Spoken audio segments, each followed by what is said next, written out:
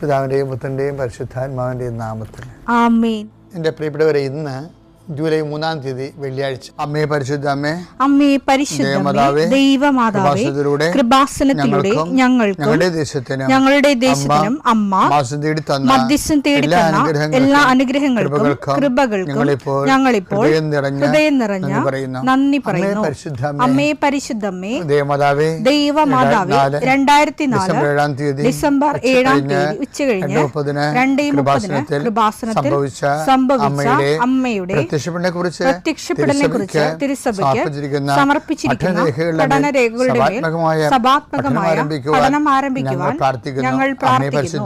അമ്മേ പരിശുദ്ധമേ, ഭൂസ്വർലോകങ്ങളുടെ രാജ്ഞിയായ അങ്ങേയ്ക്ക് ഭൗമസംരക്ഷണത്തിനായി പ്രപഞ്ചപ്രകൃതിയെ തന്നെ തിരുസഭ പ്രതിഷ്ഠിക്കുവാൻ ഈ പ്രത്യക്ഷീകരണം വഴി ഇടയാക്കണമേ. പരിശുദ്ധമേ, ജപമാല മാതാവേ, സകല കൃപാസനം പ്രാർത്ഥനയോടും ചേർത്ത് ഞങ്ങളിപ്പോൾ പ്രാർത്ഥിക്കുന്ന ഈ കുടുംബത്തിന്റെ പ്രത്യേക നിയോഗം പറ മക്കളെ.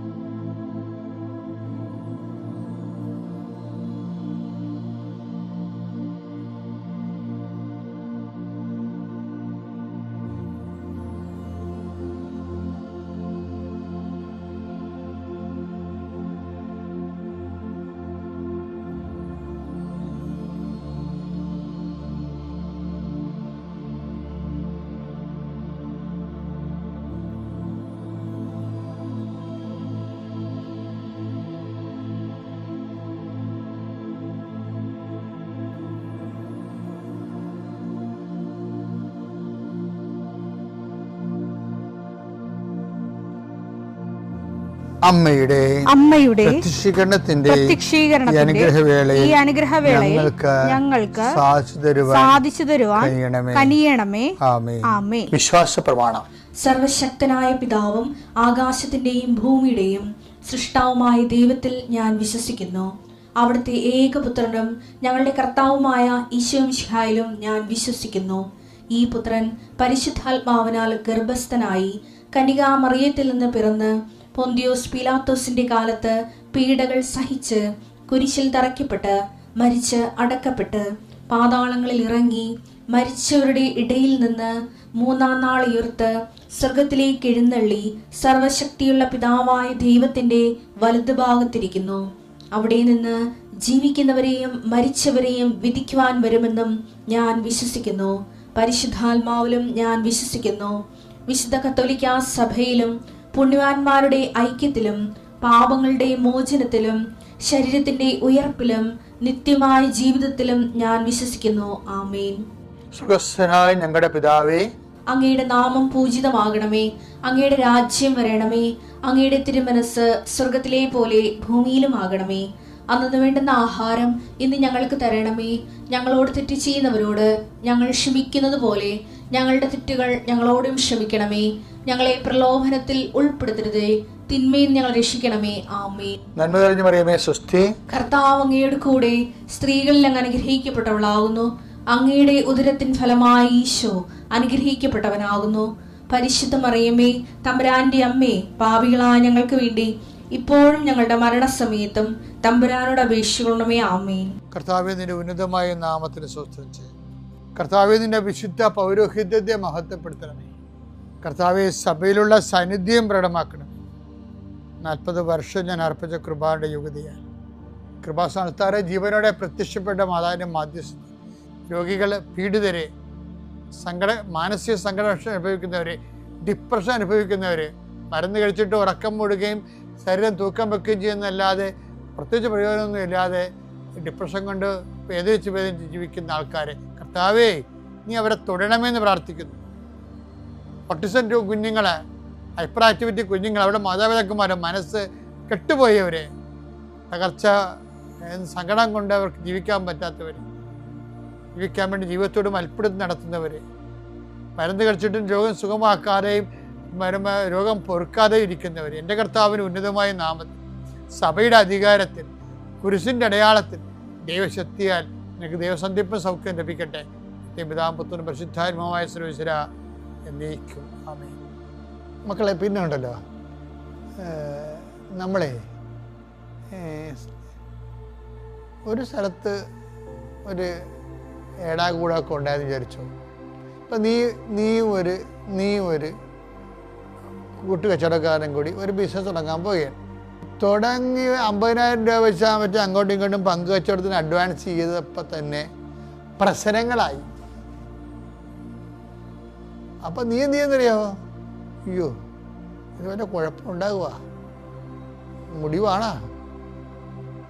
പക്ഷേ ഇനി പറഞ്ഞൊരു കാര്യമുണ്ട്, 50,000 രൂപ പോയില്ലേ, 50,000 രൂപ പോയില്ലേ എന്ന് പറഞ്ഞുകൊണ്ട് പോയതങ്ങോട്ട് പോട്ടെന്ന് വിചാരിക്കണം.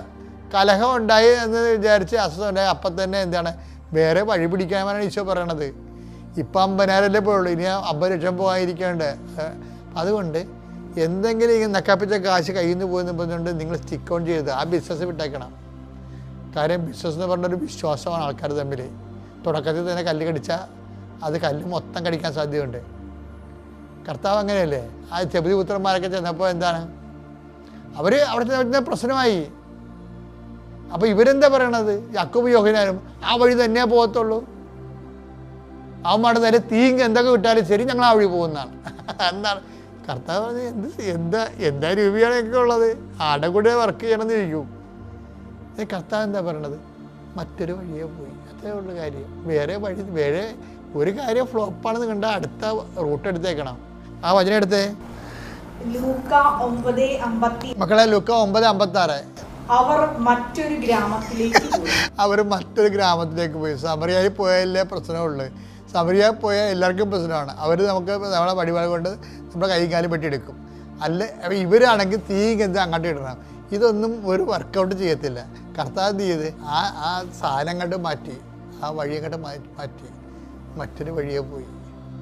ഇപ്പം നമുക്ക് എവിടെയെങ്കിലും ഒരു ബ്ലോക്ക് വന്നാൽ നിങ്ങളൊരു മറ്റൊരു വഴിക്ക് വേണ്ടി പ്രാർത്ഥിക്കണം. എൻ്റെ അർത്ഥമല്ല, ബ്ലോക്ക് മാറാനാണ് ചില ആൾക്കാർ പ്രാർത്ഥിക്കുന്നത്. തുടക്കത്തിലൊക്കെ ഒരു ബ്ലോക്ക് വന്നാണല്ല, നിങ്ങൾ ബ്ലോക്ക് മാറാനല്ല പ്രാർത്ഥിക്കേണ്ടത്, വേറെ വഴി തരാൻ വേണ്ടി ദൈവം ആഗ്രഹിക്കുന്നുണ്ട്. അതുകൊണ്ടാണ് അവിടെ അത് നാടകാലം നിനക്ക് പുലിവാല് വരാൻ സാധ്യതയുള്ളതുകൊണ്ടാണ് അവിടെ ഇഷ്യൂ ഉണ്ടാക്കിയിരിക്കുന്നത് കർത്താവ്. അപ്പം നീ കർത്താവിനെ പോലെ വേറെ വഴി എടുത്തേക്കണം, അല്ലെങ്കിൽ ആ സമയം പോലെ വേറെ വഴിക്ക് വേണ്ടി പ്രാർത്ഥിക്കണം. വേറെ വഴികളെന്ന് പറഞ്ഞത് ഉദാഹരണത്തിന് ഞാൻ പറയട്ടെ. ഇപ്പം വേറെ വചനം എടുത്തേ, മത്തായി 2:12. ഹെരോദേസിന്റെ അടുക്കലേക്ക് മടങ്ങിപ്പോകരുതെന്ന് സ്വപ്നത്തിൽ മുന്നറിയിപ്പ് ലഭിച്ചതനുസരിച്ച് അവർ മറ്റൊരു വഴിയെ സ്വദേശത്തേക്ക് പോയി. അപ്പോൾ ഒരു വഴിയെ ഉള്ളതുമ്പോൾ ഞാൻ സ്റ്റിക്ക് ഓൺ ചെയ്യരുത്, ഒരു വ്യക്തിയെ ഉള്ളതുമ്പോൾ സ്റ്റിക്ക് ഓൺ ചെയ്യരുത്.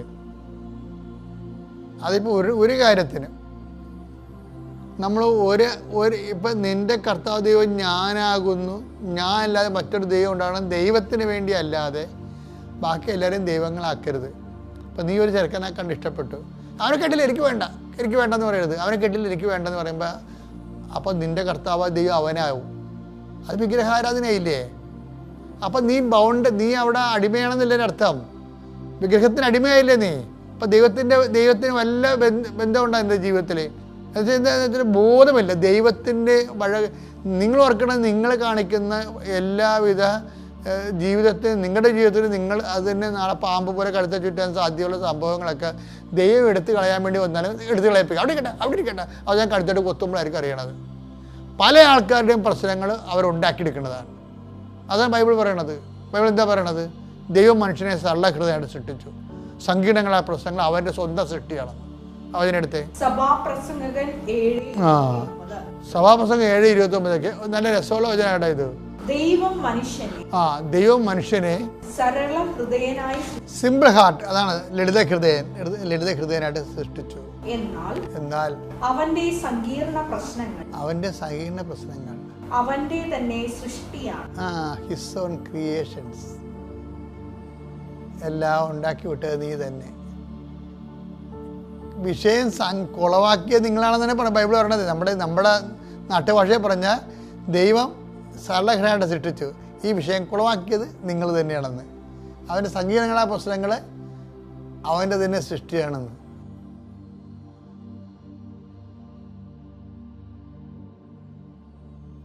അത്യപൂർവ ദൈവാനുഭവങ്ങൾ ഇനി നിങ്ങൾക്കും സ്വന്തം. ഈ യൂട്യൂബ് ചാനൽ ഇതുവരെ സബ്സ്ക്രൈബ് ചെയ്തിട്ടില്ലെങ്കിൽ ഇപ്പോൾ തന്നെ സബ്സ്ക്രൈബ് ചെയ്യുക.